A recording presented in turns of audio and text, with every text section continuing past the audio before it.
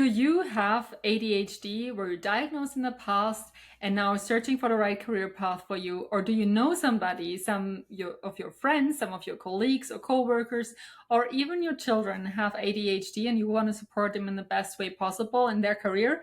Then this podcast is for you. In this podcast, I'm going to have the guest Shell Mendelson with me, and she has ADHD herself and is now working as an ADHD career coach to help people with ADHD to create a career that truly fits to them and their needs, so that also people with ADHD can flourish and live their best lives and have a great career as well. So listen up.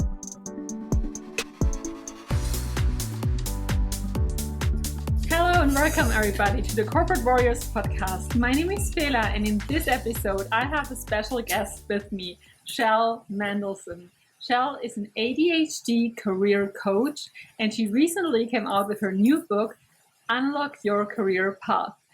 Shell, it's a pleasure to have you at the podcast. Welcome. Thank you, Fela. I just want to add a little caveat to the book, Unlock Your Career Path. It's a course for ADHD adults and teens. So It's very focused in that area. But yeah, that's nice. All. I love it. No, perfect. Thank you so much for that.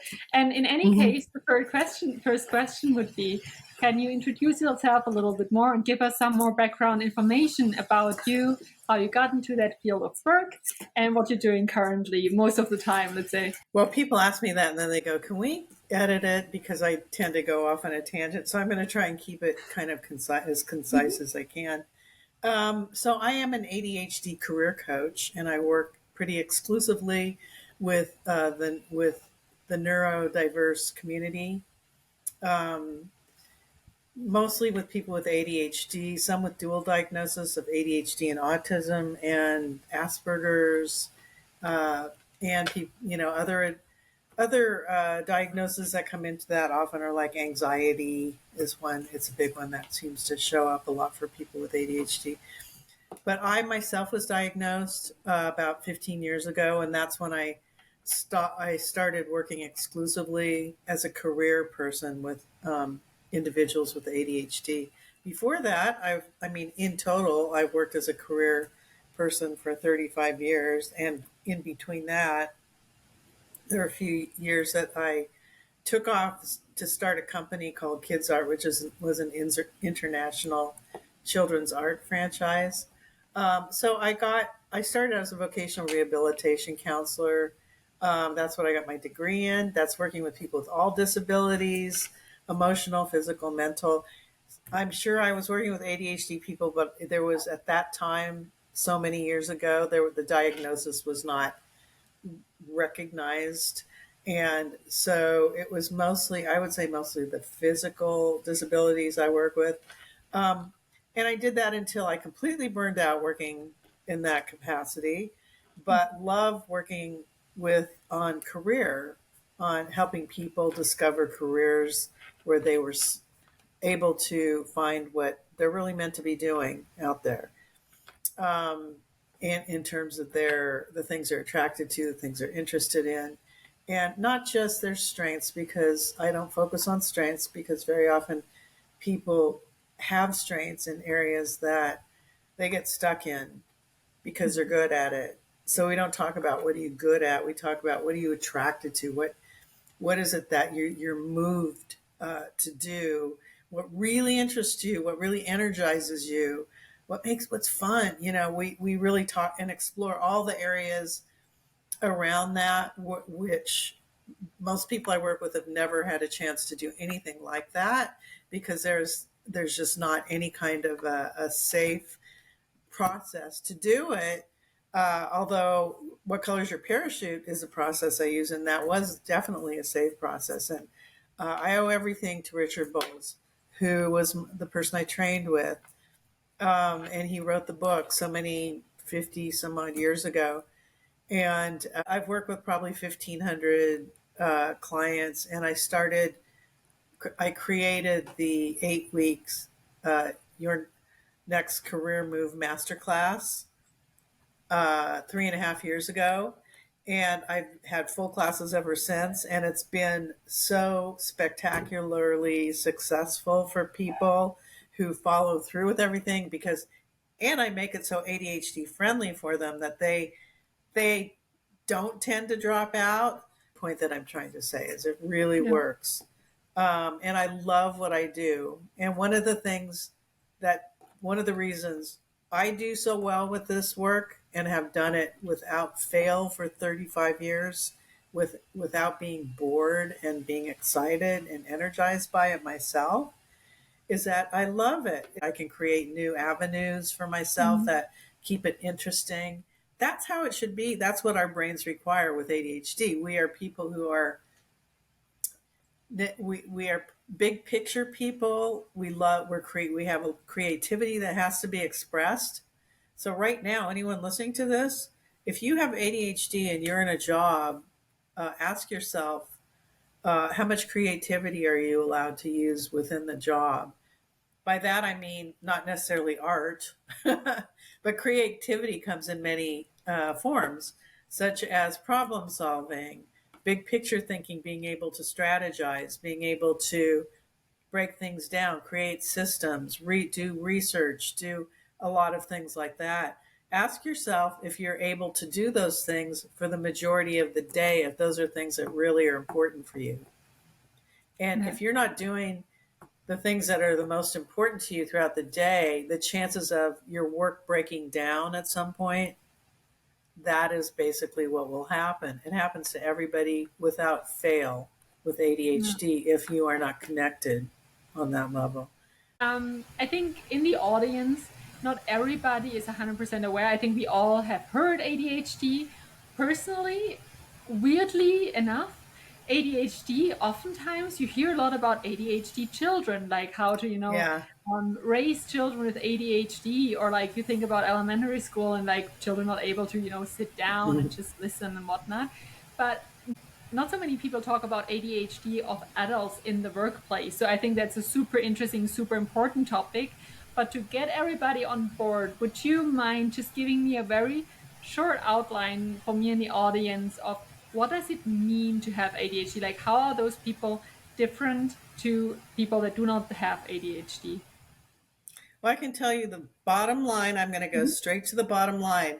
If you don't have some level of energy, attraction, I'll use the word passion, interest, focused, clear, and able to do the things that are important to you, then for people with ADHD, they will hit a wall. Okay, so that it's not even a matter of, oh, let's figure this thing out so I can do what I love, right? No, it's like I must figure this out. And I mean, it could go on for years where you can fake it till you make it, Yeah. square peg in a round hole. And that's what people do. So are, if you're neurotypical, which I assume you are, and most probably your audience is too, and maybe some people in the audience are working with other people with ADHD, and they Yeah. go, "Oh, I can tell, they're getting distracted, or they can kind of see." They get hyper focused on projects they really want to work on, and to the Mhm. detriment of some of the other things. They might miss deadlines. They might be given a task and really resistant to doing that task. Just like take forever to do it. Something that would a neurotypical person, even if they don't like their work, very often can get something done a lot quicker, even if they don't like doing it. Okay. You know what I'm saying? Yes. Do you know what I mean? Do you understand that? Because this is the difference. I used to ask myself, how do these people do this stuff? Because it's so awful to even think about. And I could not figure out how neurotypical people got work done that I just hated doing, even though I was in that job. And I worked as a secretary, which tells you, can you imagine me working? My friends can't. But for years I did it because I had the skills, Yeah. I could do all this. I had the skills, but I just hated the work. So eventually I couldn't even copy something correctly.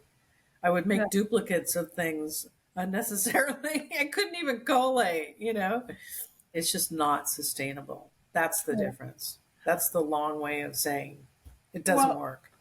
Yeah. Funnily enough, that's like how most people feel anyways, right? I guess it's just way stronger for people that have ADHD in contrast to neurotypical I'll tell you personality. the difference before. Yeah, so neurotypical people, they may hate their work, and I work with nothing but neurotypical people for 20 years. So, but the people I work with had depression. They had other diagnoses, right? And a lot Yeah. of them came from being in the wrong job, but they were able to do it and get by, and they didn't get called on the carpet like people with ADHD. Yeah. So, you know, these PIP programs, No, I the don't. per, the performance improvement Oh, programs. yes. Yeah, like last try, so to speak. Yeah, the last step. Yeah. Um, when a person with ADHD is put into one of those programs, there's no way it's ever gonna win. That sounds like it. Prob- Yeah. and I think that there is a disproportionate number of people with ADHD who are put in those programs. That's my theory. I don't know for a fact because I don't have the stats, and I would love it if somebody would get me the stats on that. How many people are at least suspected of having ADHD? Maybe they're not diagnosed, but they think they might have it, but they just haven't been diagnosed yet. I want to know what the stats are on those people because it is such a crushing experience for the people I work with who've been in those. It's so self defeating. It's really almost to me, and it can be almost abusive, an abusive kind of traumatic situation for people. And they come to me. Some of them are in the program when they come to me, and some of them have been through it and are crushed, and their confidence is like at the bottom of the heap, right? And it didn't have to be that way. It did not have to be that way. So I am in the process of trying to what I call disrupt that and make it a win-win for employers and for employees to before you put somebody in one of these programs, send them to the master class, get them this book, have somebody go through it with them to identify whether or not what they're if they're even in the right company or it's the right fit for them. And if it's not, then it becomes very clear and it doesn't crush the person.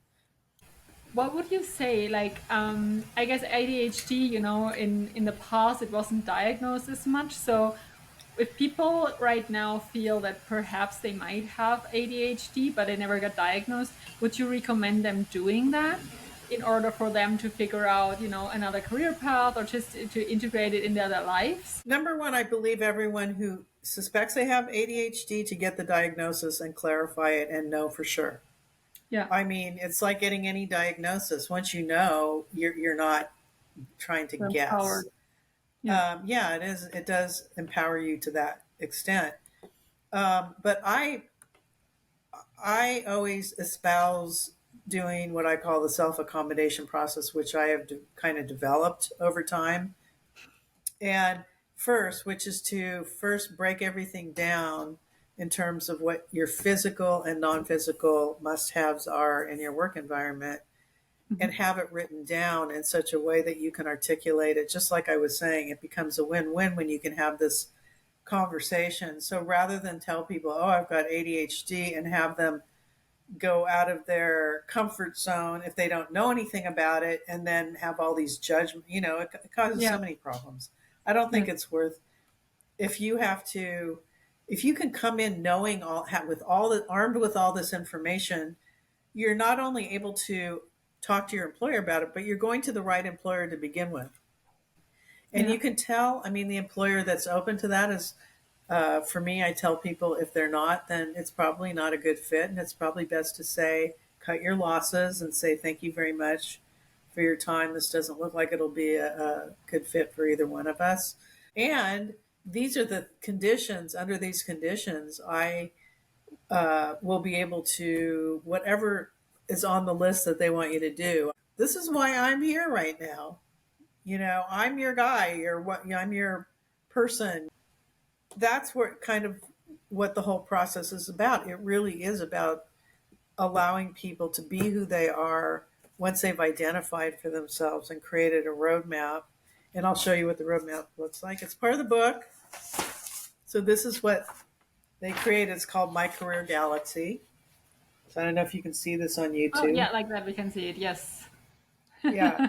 So each planet represents a different element of what would make up your ideal work, starting with the skills you want to use, the kinds of people you want to work with side by side and for as managers, CEOs, people above you or whatever, what the working conditions are. And that's where you create your plan.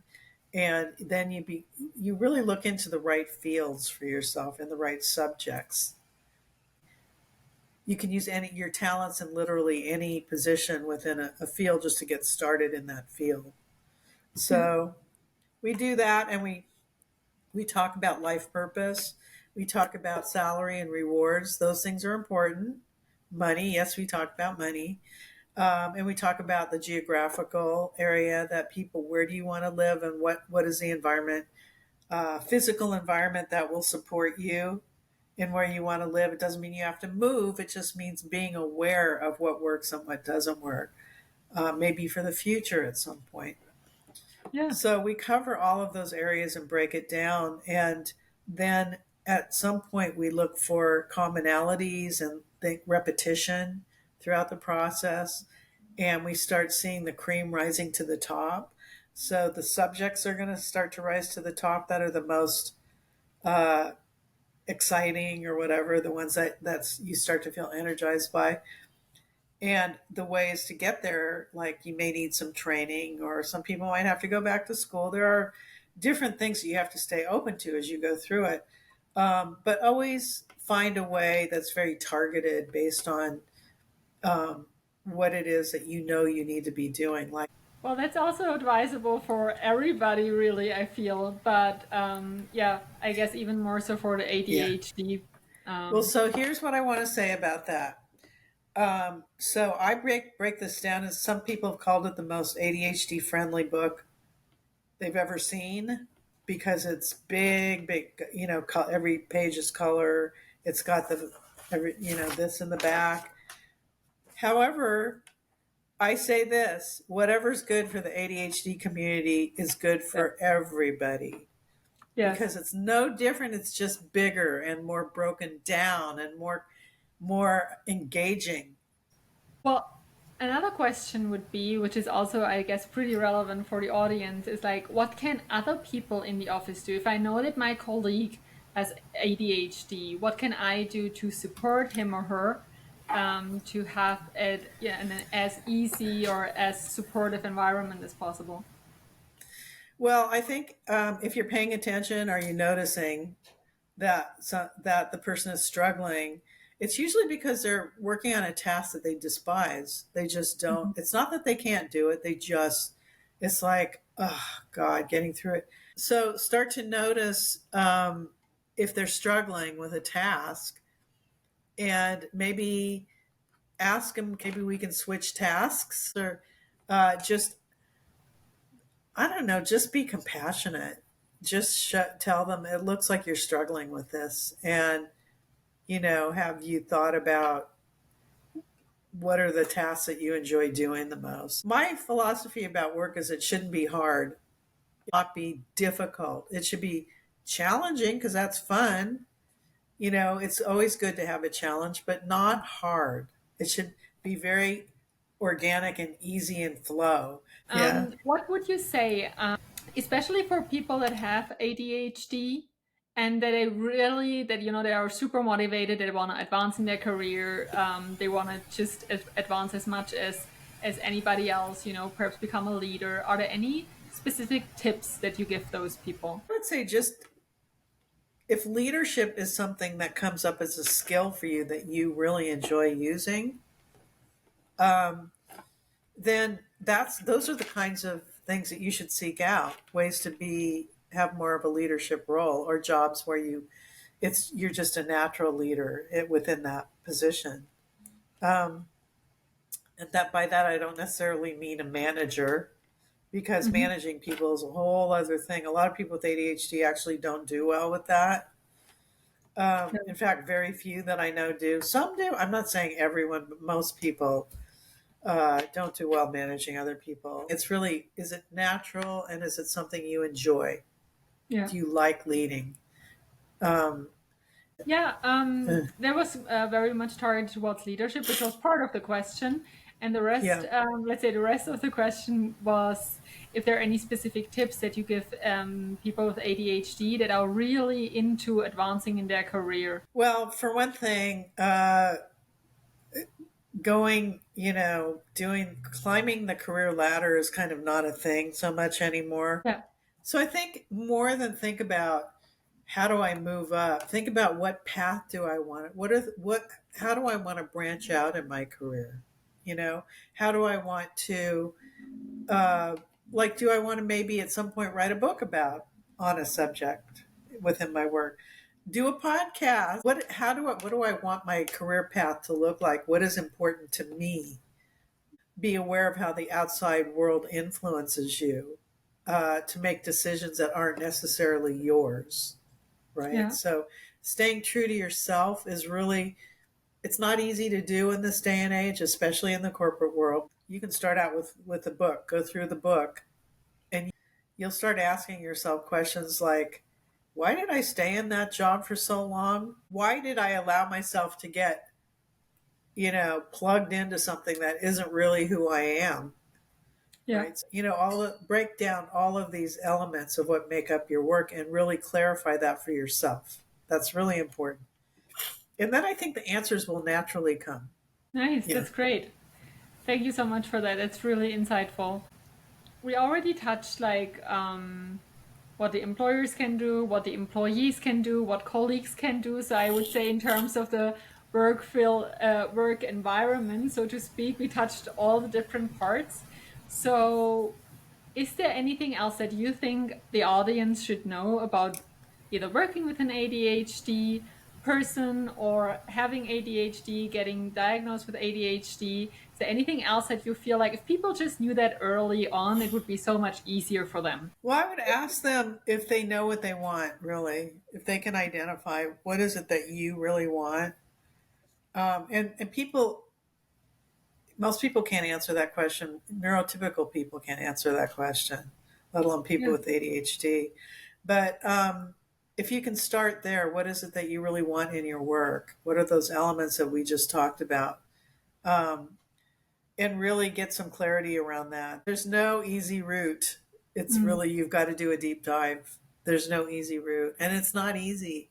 I'm not saying it's easy. It's just, it's like I call it me work instead of homework. yes, Because it like that. really, there is work, but the work is right, just like you getting real with yourself. That's the hardest part because Richard Bowles called it safekeeping self, the part of you that wants to stay in that status quo position. Yeah, Like, let's go back there. I'm more comfortable there. I don't have to, but it's going down a really, that's how people get in trouble. You have to break out of that. You have to break out of that status quo position and yeah, be real with yourself, be honest with yourself. And that's what I do. I'm committed to knowing what this work has done for me. I want other people to have the same experience in whatever work they do and to feel purposeful, feel like they're doing something that's making a difference. yes, And it's a very individual thing. We all have our own way, a very specific way that we make a difference. yeah. And everybody does. Everyone has that. You just have to identify what it is. I fully agree. I think this is a really great also ending note. So I love that you were here and take the time to talk about this important topic. I think is only gonna get more and more important because we have so Yeah. many, people with us that have either ADHD, autism. It's just gonna get more and more important. So I want to thank you for your work. I would Yes. love to share with the audience where can they find you? Like, what is the best way to reach out to you if they completely say like, I have ADHD. I don't feel happy in my career. I would love to talk to an expert that has ADHD as well, so she really gets me, right? So how I can they get, reach I out to you get in the you. best Yeah. way? The best way is you can go to passion2tocareer.com and you would click on there's a little video you can watch and go to the masterclass page, because the baseline for working with me now is taking the 8-week class Hmm. that takes you through this process. Because I used to do it with people individually. Now we do it in a small group where people have become like a network with each other and support to each other. So it's so powerful. It's a much more powerful way to do it. So that, and we use the book that, Unlock Your Career Path, a course for ADHD adults and teens. So you can find that on my, you can click on course book and you can go to Amazon and get it and get started. Just start to look at the steps. I'm going to have more people teaching the class, because I really want it to get out there. I want people to have this experience of really the deeper dive of it. Short of that, if you can't afford to take the class, the book is a way to get started. At least Yeah.